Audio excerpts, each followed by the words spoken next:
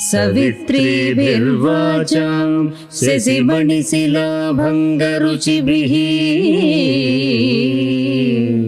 वसिन्याद्याभिस्त्वां सह जननि सञ्चिन्तयति यः स कर्ता काव्यानां भवति महतां भङ्गिरुचिभिः वचोभिर्वाग्देवी वदनकमलामोदमधुरैः।